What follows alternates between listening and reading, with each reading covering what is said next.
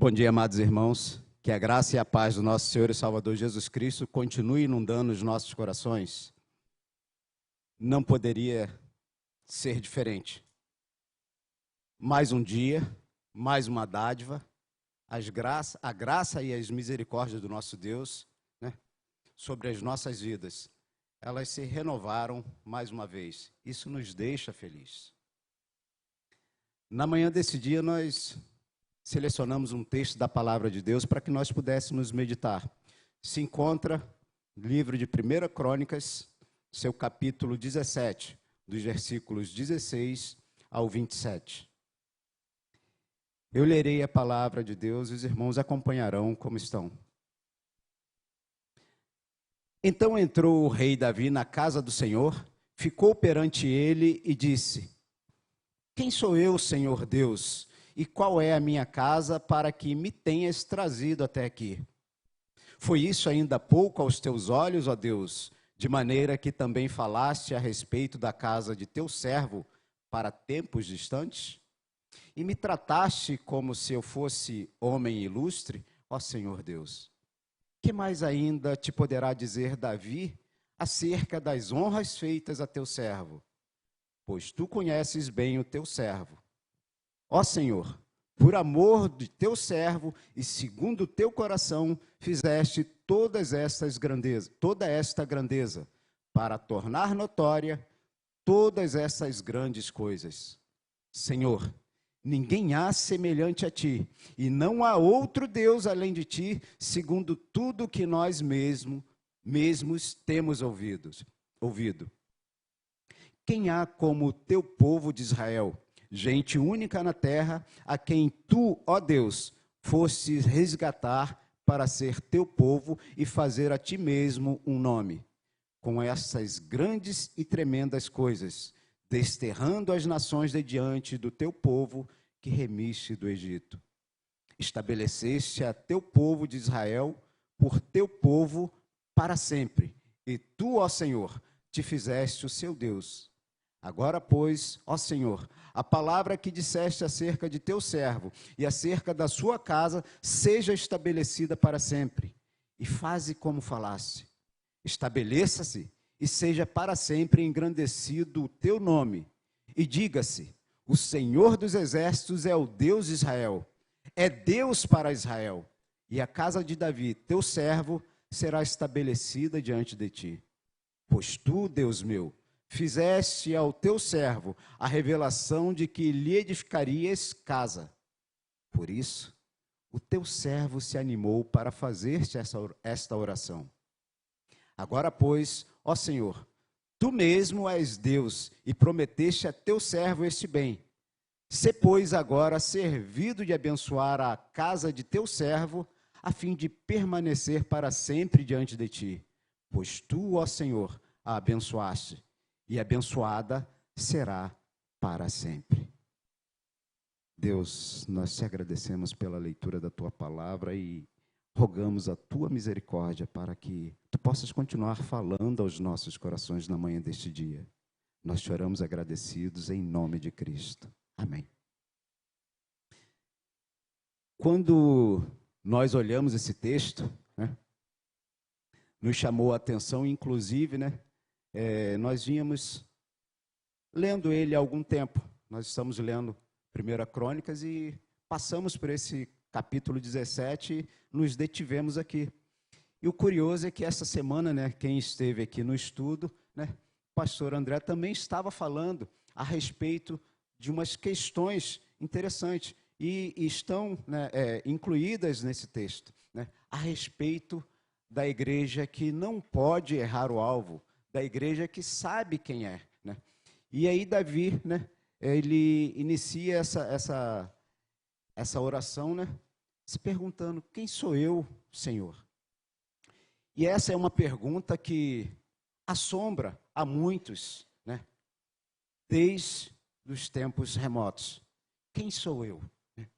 E aí vem mais aquelas outras duas, né, de onde vem, para onde vou, e assim sucessivamente. E aí, né, essa pergunta: quem sou eu? Na filosofia, né, é uma questão fundamental que tem sido explorada desde a antiguidade, buscando entender a essência do ser e sua relação com o mundo. Não há uma resposta única, mas a reflexão sobre essa pergunta envolve a análise da consciência, da identidade, da individualidade, da relação entre o eu e o outro. Em termos filosóficos, né, a questão quem sou eu pode ser abordada de diversas maneiras, né? Consciência e self, né? A filosofia moderna, influenciada por Descartes, foca na consciência como ponto de partida para a compreensão do eu. A dúvida sobre tudo, exceto a existência da própria consciência, leva à afirmação, aquela afirmação que nós estamos cansados de ouvir. Penso, logo existo. A partir daí a questão se torna, né, o que é essa consciência que duvida e pensa? Né? Ainda, como identidade pessoal, refere-se ao conjunto de características que nos tornam únicos e distintos. Essa identidade pode ser entendida como algo estável ao longo do tempo ou como algo em constante mudança, influenciada por experiências e relações sociais. A pergunta, quem sou eu, pode levar à reflexão sobre como construímos nossa identidade, quais são os fatores que a moldam e como ela se relaciona com a nossa memória, experiência e valores. Com relação a entre eu e o outro, a filosofia também explora a relação entre o indivíduo e o mundo externo, incluindo outras pessoas. Como interagimos com os outros, nossas relações sociais influenciam quem somos. A pergunta quem sou eu pode levar a uma reflexão sobre a importância das relações sociais na construção da identidade e do sentido da vida.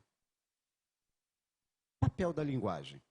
A linguagem também é um instrumento fundamental na construção do indivíduo, na construção da identidade e na comunicação do eu, com as palavras que usamos para nos descrever e descrever o mundo que molda a nossa percepção de nós mesmos e dos outros.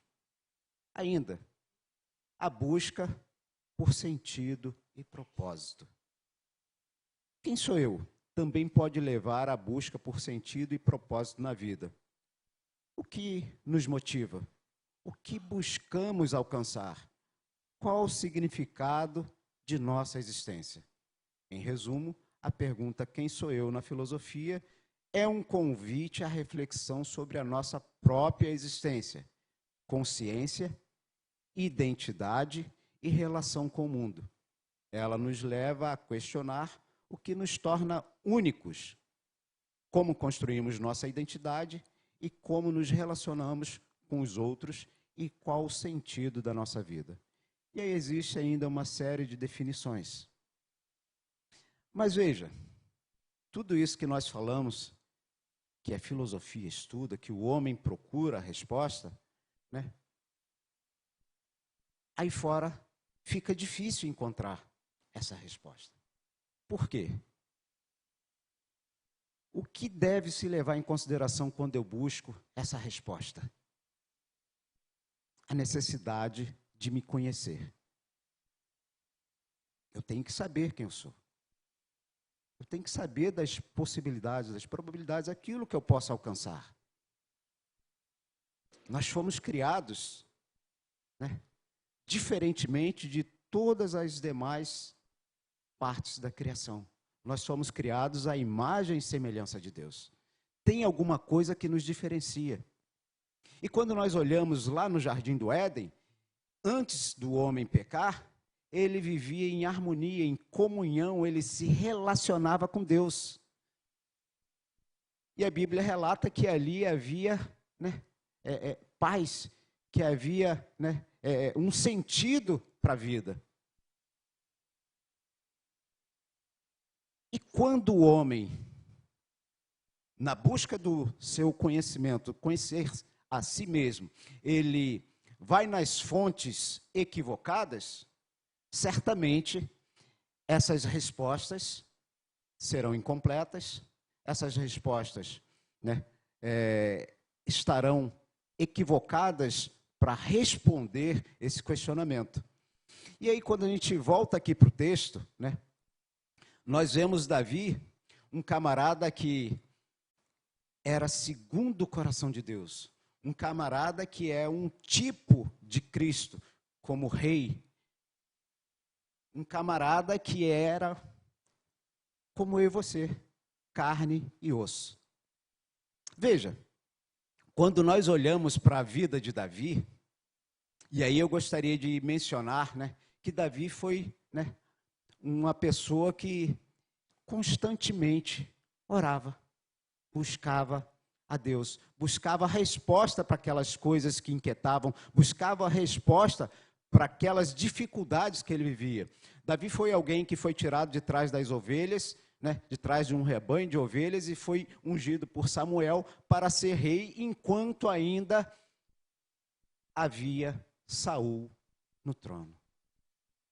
E Davi sofre, né? Os irmãos conhecem a história, sofrem até que ele efetivamente assuma o trono. Mas vamos lá. Eu gostaria de fazer menção a 4 orações de Davi, carne e osso, assim como eu e como você. Talvez a oração de Davi, ou certamente a oração de Davi mais conhecida, é o Salmo de número 51. O Salmo de número 51 é um Davi de carne e osso que, após, né, cometer um adultério, foi confrontado com a palavra de Deus através do profeta, e ele reconhece a sua condição, e aí ele escreve essa oração, né, que é o Salmo de número 51. Ele reconhece a sua condição, ele reconhece que enquanto se calou, enquanto estava vivendo, perpetuando aquele momento de pecado, né, os seus ossos, né, sentiam, né, o peso do pecado sobre Davi, o sofrimento, né, que Davi sofreu. Depois leia o Salmo de número 51.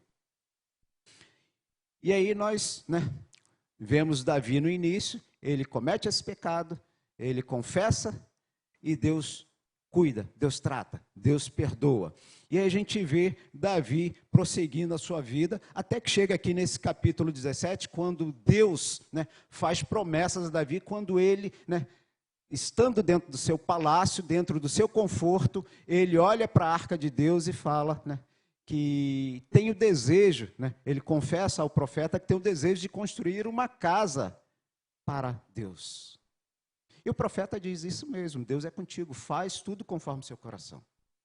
O profeta saiu, chegou a noite, Deus falou com o profeta, vai lá e desfaz isso aí que você fez, porque eu não pedi isso a nenhum dos juízes, eu não pedi isso a nenhum dos que estão aí, eu não quero isso. Mas vai lá e fala com Davi que eu vou estabelecer sua casa, vou estabelecer o seu reino, e esse reino será para sempre. E o profeta vai, chega diante do rei, diz que o rei não vai construir, e o profeta ainda declara essas promessas de Deus a Davi. E aí Davi faz essa oração. A gente vai falar sobre essa oração. Davi se animou para orar. Se nós formos um pouquinho mais adiante aqui no capítulo 21, no versículo 8, quando Davi também faz uma oração. Uma oração que diz assim: muito pequei em fazer tal coisa, porém agora peço-te que perdoes a iniquidade de teu servo, porque procedi muito loucamente. Davi é aquele que errou lá na frente, se consertou com Deus, Deus perdoou, ele continua a vida. Ele chega aqui, ele faz essa oração que nós vamos falar, e essa oração salta aos nossos olhos. Chega aqui, 2 capítulos adiante, ele cai de novo. E ele faz uma oração pequena. Ele confessa, ele pede perdão. E aí Deus, né, disciplina ele e perdoa ele. E aí mais adiante, no capítulo 29, Essa oração é linda e nós sempre fazemos ela no momento de ofertório. A oração que Davi faz quando ele faz os preparativos e ele colhe ofertas, pede ofertas voluntárias para guardar para a construção do templo. Oração, né, que se encontra no capítulo 29, do versículo 10, né, ao 20. Leia essa oração. É uma oração linda, né? E ele, no seu versículo 14, ele fala o seguinte: porque quem sou eu? Novamente, quem sou eu? E quem é o meu povo para que pudéssemos dar voluntariamente estas coisas? Novamente, quem sou eu? Bom, com base, né, nessas 4 orações que nós citamos, em especial essa oração aqui do capítulo que nós lemos, no capítulo 17, eu gostaria de ressaltar pelo menos 4 aspectos da oração de Davi.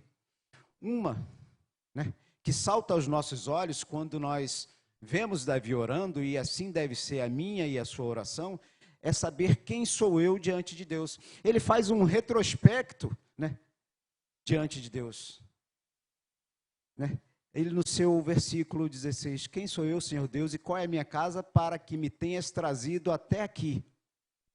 Quem sou eu? Quem é você para que Deus tenha te trazido até aqui? Jó diz que é pó.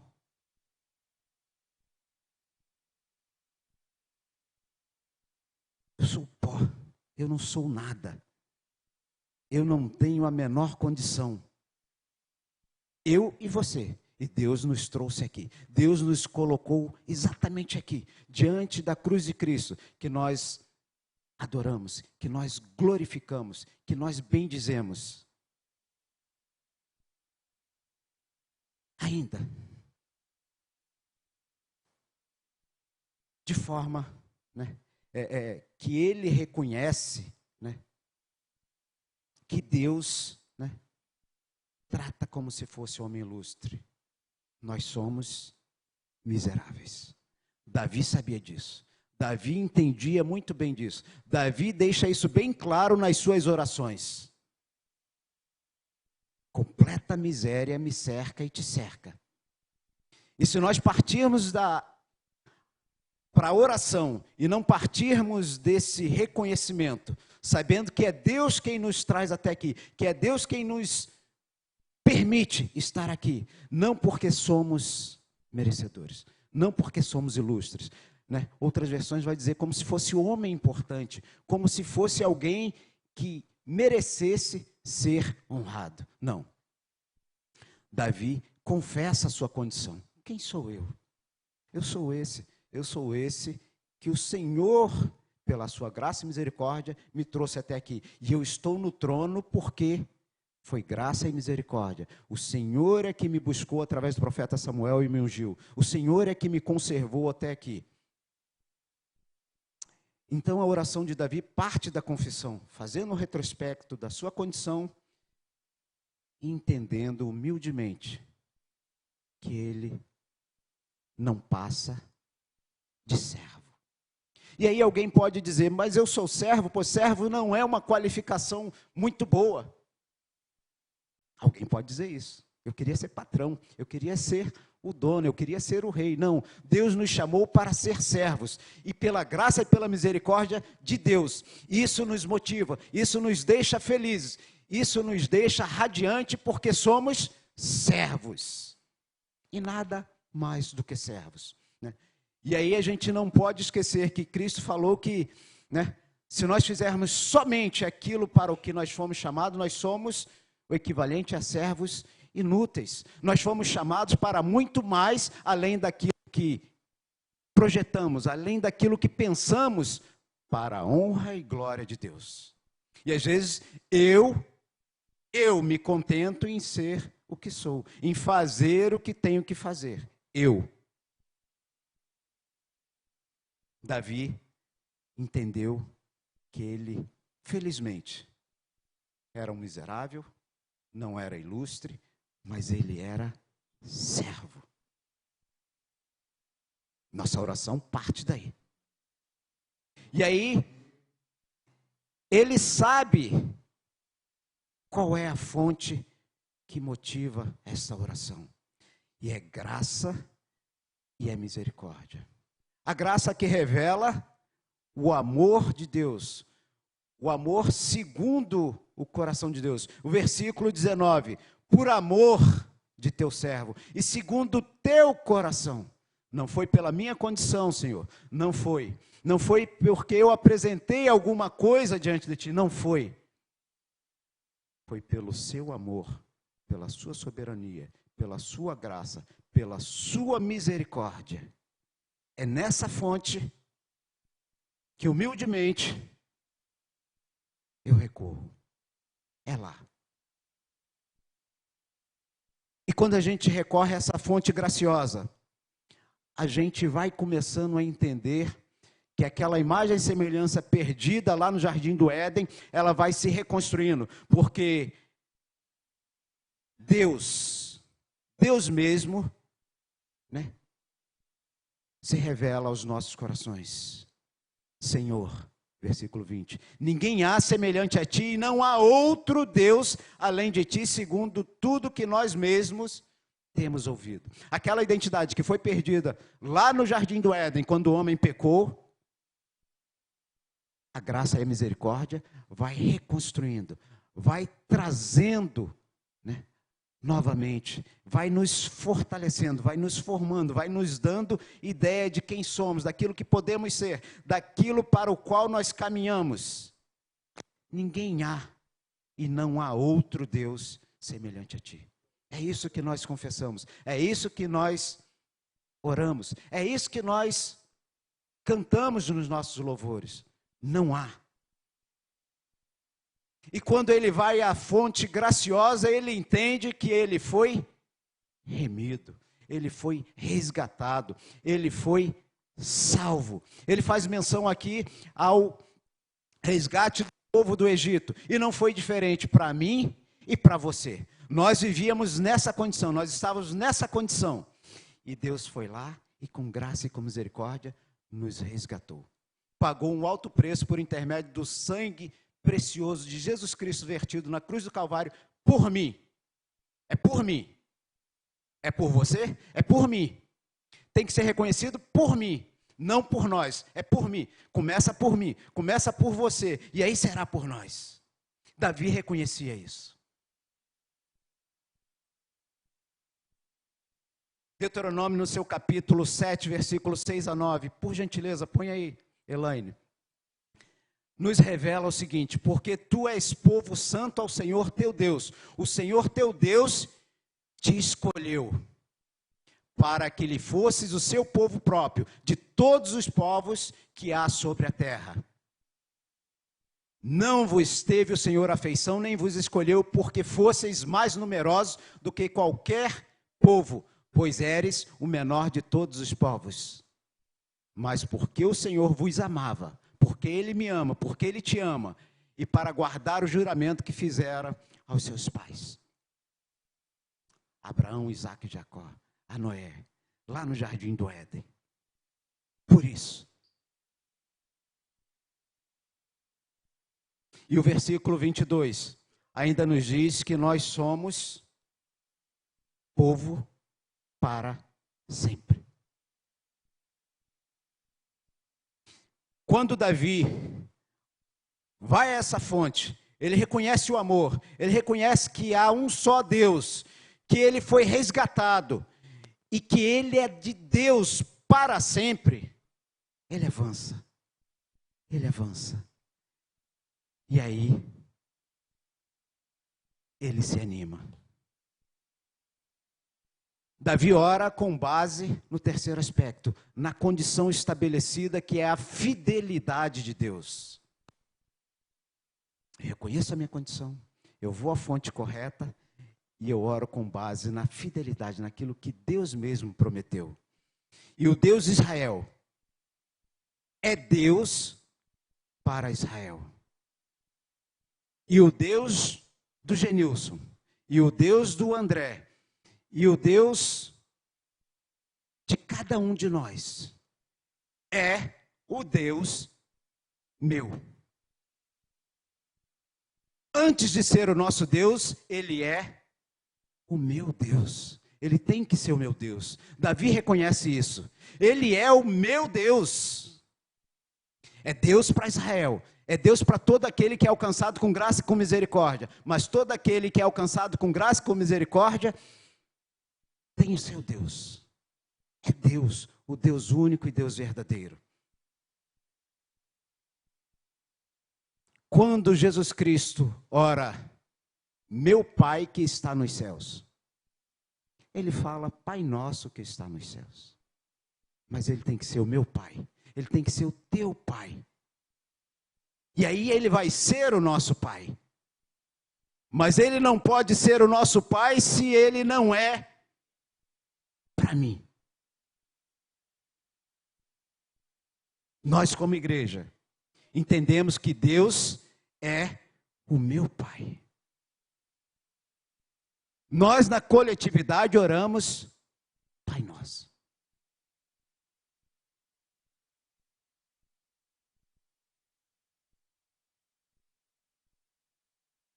Estabeleça-se e seja para sempre engrandecido o teu nome e diga-se, o Senhor dos Exércitos é o Deus do Genilson, é o Deus do Vinícius, é o Deus da Josi, é o Deus da Andréia, é o Deus da Elaine. É Deus para a igreja lavada e remida no sangue do Cordeiro. E a casa de Davi, teu servo, será estabelecida diante de ti. A partir do momento em que Deus é o meu Deus, eu prossigo, eu avanço, eu vejo as bênçãos, as misericórdias de Deus na nossa vida. E aí, quando ele parte a fidelidade, no versículo 23, ele vai ressaltar, a palavra que disseste é aquilo que procede da boca de Deus. Faze conforme falaste, versículo 23. É conforme o que Deus projeta para nós através da sua palavra. É através daquilo que o profeta leva e revela a ele, versículo 25. A revelação é aquilo que Deus revela. Deus não faz nada sem antes revelar ao seu profeta, diz a palavra. É o que está revelado, é o que está escrito. E é o que Deus, no versículo 26, prometeu. Deus é fiel para manter a sua promessa, para cumprir a sua promessa. Deus é fiel para manter e cumprir, porque Ele tem compromisso com a palavra dEle. Davi entende isso. Não é compromisso com o que eu quero, não é compromisso com o que eu penso, não é compromisso porque alguém disse, mas é compromisso porque a palavra dele, ele zela para cumprir. E lembrando aqui o nosso irmão presbítero Lenilson, que certamente, né, deve estar nos ouvindo, né? Deus não é homem para que minta. Porventura falaria e não cumpriria? Não. Aquilo que Deus promete, Ele cumpre. E é a partir disso aí. Ainda, no quarto aspecto, a finalidade da oração de Davi. Ele entende sua condição, ele vai à fonte graciosa, ele entende que pela fidelidade de Deus, ele cumpre aquilo que promete, e a finalidade da nossa oração, da minha e da sua oração, né, daquela que anima o nosso coração para orar, é e deve ser sempre, né, a glória de Deus. Veja, no seu versículo 24, ele deixa isso bem claro. Estabeleça-se e seja para sempre engrandecido o teu nome. Não o meu, não aquilo que você deseja, não. Mas o nome do Senhor, em todo o tempo, é graça e é misericórdia. Se Deus, né, promete a Davi essas bênçãos, né, de que o trono dele seria para sempre, Davi não tem o entendimento completo de que essa bênção se projeta para Jesus Cristo, aquele que veio, aquele que derramou um precioso sangue na cruz do Calvário, aquele que morreu e ressuscitou, mas aquele que ascendeu e está à direita de Deus e reina e governa e tem todo o poder. Davi não tinha noção de que era o Cristo. Os discípulos mesmo, em Atos, no seu primeiro capítulo, versículo 6, ainda perguntam diante do Cristo ressurreto, que está prestes a ascender: será agora, o momento em que tu restabelecerás o reino? Ainda estão pensando em um reino terrestre. E Cristo é aquele que reina sobre o universo. É aquele que reina para sempre. Então, a partir desta oração, de um coração, que deve ter ânimo, algumas versões falam em ousadia, em confiança, mas lendo a King James, eu achei interessante, a tradução, que quando ele vai traduzir o ânimo, ele fala o seguinte: achou valor no coração para orar. Qual é o valor que nós temos? Nós recitamos Romanos: quem nos separará do amor de Deus? Esse é o maior valor que nós temos no nosso coração. Esse é o valor que nos motiva. Esse valor é o que nos impulsiona a orar ao nosso Deus, em detrimento às enfermidades, às adversidades, às perseguições, à escassez, mediante a morte física que bate à nossa porta diariamente. Davi era alguém que certamente tinha todas as condições, pois era rei, ele governava, ele tinha fartura, ele poderia ir e vir, fazer o que bem entendesse e não teria nenhum problema. Mas ele achou motivo no seu coração porque Deus foi gracioso com ele. O ânimo que nós buscamos, o ânimo que nós esperamos, todas as terças-feiras nós revivemos ele aqui quando oramos. Agradecemos a Deus, derramamos nossas súplicas.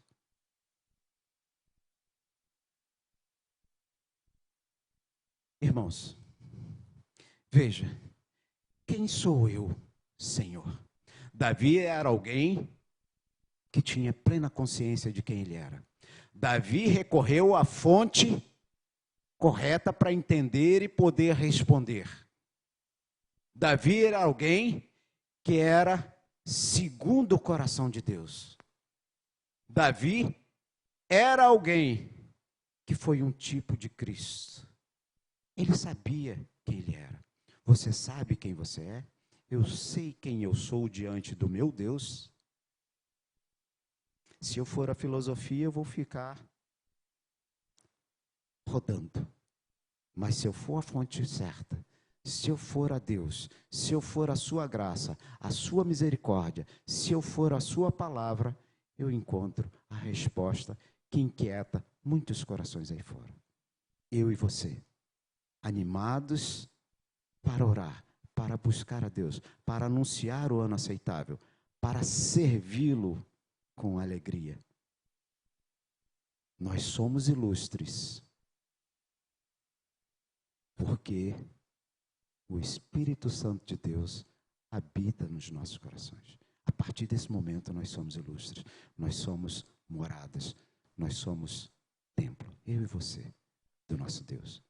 Que Deus nos abençoe e que a cada dia haja nos nossos corações esse ânimo, esse valor inestimável para orar e buscar a face do nosso Deus. Amém.